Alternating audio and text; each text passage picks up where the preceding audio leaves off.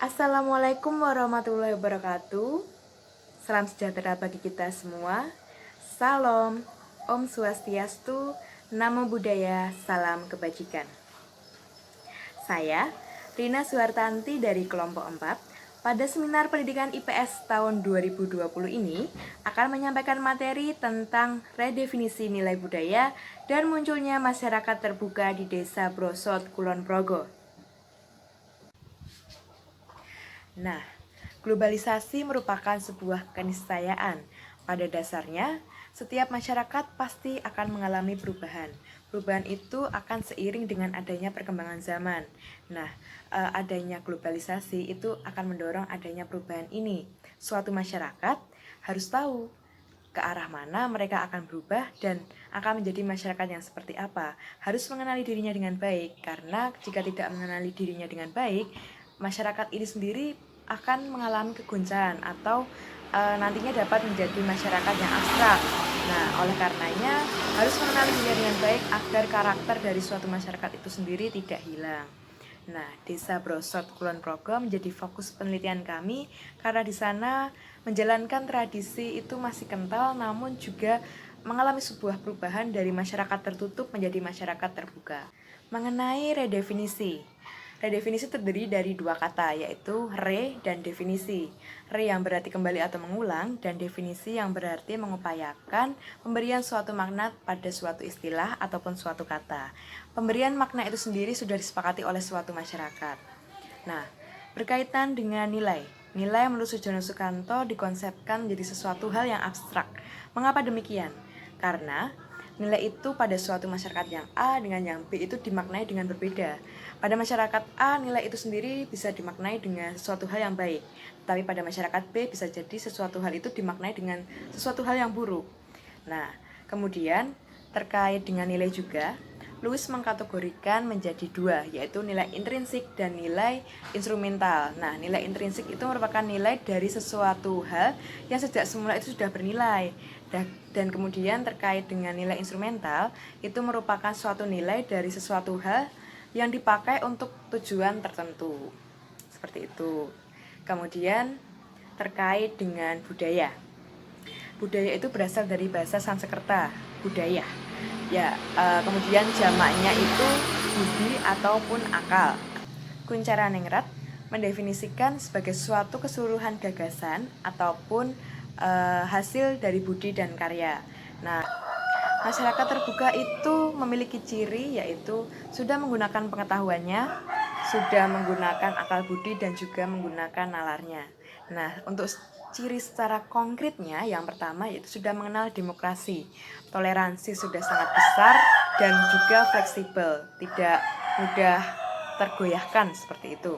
Kemudian di dalam bermasyarakat itu juga humanis. Sebagai suatu perilaku hidup, mereka hidup secara humanis, memperhitungkan nilai-nilai kemanusiaan. Dan yang ketiga yaitu cirinya menghargai waktu, jadi ada efektivitas waktu. Itu merupakan ciri dari masyarakat terbuka. Desa Brosot merupakan wilayah yang berada di Tenggara Kabupaten Kulon Progo. Brosot dulunya merupakan sebuah wilayah pusat ibu kota di kabupaten pada zamannya. Nah, di daerah selatan Kabupaten Kulon Progo terdapat suatu wilayah yang masuk ke Prajan Kejawen yang bernama Karangkemuning. Nah, selanjutnya dikenal dengan nama Kabupaten Adikarta. Nah, Desa Brosot ditetapkan sebagai desa budaya oleh Gubernur DIY melalui SK nomor 325/KPTS/1995 tentang pembentukan Desa Bina Budaya. Nah, Desa Brosot ini merupakan desa yang masih melestarikan nilai-nilai budaya dan juga masih melaksanakan tradisi kebudayaan, seperti misalnya kegiatan kira budaya, gunungan yang rutin dilaksanakan, festival juga termasuk di dalamnya. Tetapi sempat pada suatu waktu ada perubahan terkait pergantian kepala desa dan itu membuat suatu kegoncangan di dalam masyarakat tersebut dan kegiatan-kegiatan ini sempat vakum. Nah, masyarakat di sana terutamanya untuk muda-mudinya itu berinisiatif untuk menggelar sebuah festival Karangkemuning. Nah, ciri dari masyarakat Brosot ini sudah mengalami keterbukaan, yaitu diantaranya masyarakat sudah menggunakan teknologi-teknologi yang modern, kemudian telah menggunakan berbagai aplikasi WhatsApp untuk kegiatan sehari-hari, dan itu sempat menggeser adanya sosialisasi di masyarakat. Jadi ada yang berubah dalam suatu masyarakat tersebut. Nah, kemudian pemberitaan-pemberitaan juga terkait undangan juga sekarang sudah disebar melalui WhatsApp agar lebih mudah. Tetapi di samping itu, kepercayaan kejawen juga masih kental di sana. Kepercayaan kejawen itu ada berbagai macam, termasuk mitos-mitos di dalamnya. Nah, itu masih juga beberapa dipegang, tetapi beberapa juga sudah tidak dipercayai lagi. Maksudnya sudah luntur seperti itu. Nah, beberapa adat kejawen yang masih dilestarikan seperti perhitungan tanggal-tanggal besar untuk menentukan acara-acara besar, seperti misalnya pernikahan, kemudian labuhan, kirap. Nah, itu menggunakan tanggal-tanggal yang baik. Kemudian terkait dengan upaya pelestarian dari pemerintah Desa Brosot, itu difasilitasi melalui sanggar budaya, yaitu Sanggar Kesenian Kemuning dan Gendewo, sebagai tempat untuk berlatih seni tari, seni teater, ataupun ketoprak. Nah, perubahan dari masyarakat tertutup menjadi masyarakat terbuka tidak serta-merta terjadi begitu saja. Ada hal yang mendasari. Yang pertama, adanya perkembangan ilmu pengetahuan dan teknologi. Nah, ilmu pengetahuan dan teknologi ini itu semakin lama menggeser kebiasaan lama. Nah, yang kedua, masyarakat mengenal adanya globalisasi. Kemudahan akses informasi, kemudian akses iptek membuat suatu masyarakat itu menjadi suatu masyarakat yang global, yang satu. Nah, kemudian selanjutnya globalisasi ini melahirkan sebuah pemikiran baru yang menjadi dasar pembentukan dari adanya pelestarian dan perubahan pada suatu masyarakat itu sendiri. Pemikiran tersebut diantaranya ada kapitalisme dan juga politik identitas. Nah, kapitalisme ini menjadikan sistem yang mendasar pada sebuah status dan kelas dengan orientasi tertentu. Nah, sedangkan politik identitas dalam rangka pemosisian posisi sosial individu dalam suatu wadah itu juga berpengaruh terkait dengan politik identitas itu sendiri. Jadi, suatu individu menjabat di sesuatu tingkatan itu juga dapat dipengaruhi oleh adanya politik identitas.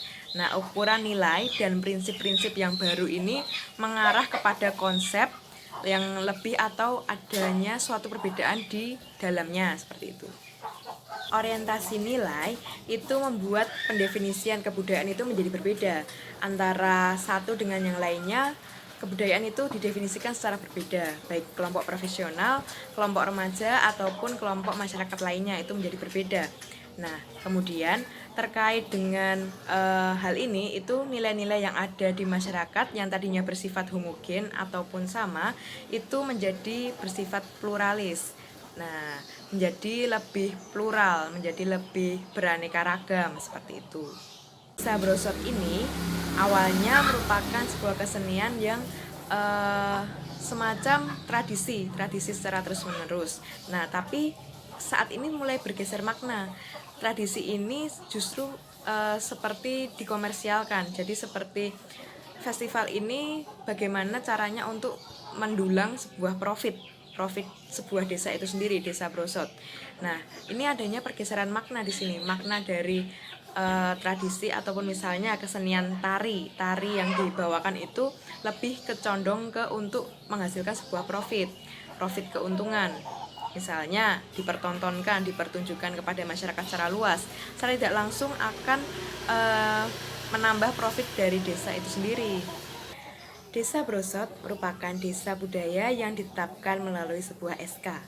Kini memang masih banyak tradisi-tradisi yang dijalankan di sana, masih banyak festival kebudayaan yang dijalankan di sana. Tetapi untuk saat ini esensial dari pelaksanaan kebudayaan tersebut itu sudah bergeser. Yang dahulunya merupakan ada arti-arti tersendiri di dalam pelaksanaannya, dan apabila tidak melaksanakan akan mengalami sebuah malapetaka. Tetapi kini itu sudah mulai bergeser menjadi sebuah kesenian yang dikomersialkan. Hal ini merupakan sebuah kewajaran karena masyarakat kini sudah mulai berubah karena sebuah adanya akses informasi yang masuk banyak, kemudian adanya globalisasi, industrialisasi, pasar ekonomi bebas, dan kemudian adanya perubahan dari efek-efek itu tadi. Sebagai desa budaya, sebaiknya desa Brosot ini selain melaksanakan kesenian itu untuk ajang komersial ataupun untuk hanya sekedar selebrasi, tetapi perlu diperdalam pula terkait dengan nilai-nilai esensi yang ada di dalamnya. Karena apa? Jika bukan kita, siapa lagi yang akan melestarikan kebudayaan ini? Nah, sekian presentasi dari kelompok 4. Terima kasih atas perhatiannya, kurang lebihnya kami mohon maaf. Wassalamualaikum warahmatullahi wabarakatuh. Salam budaya.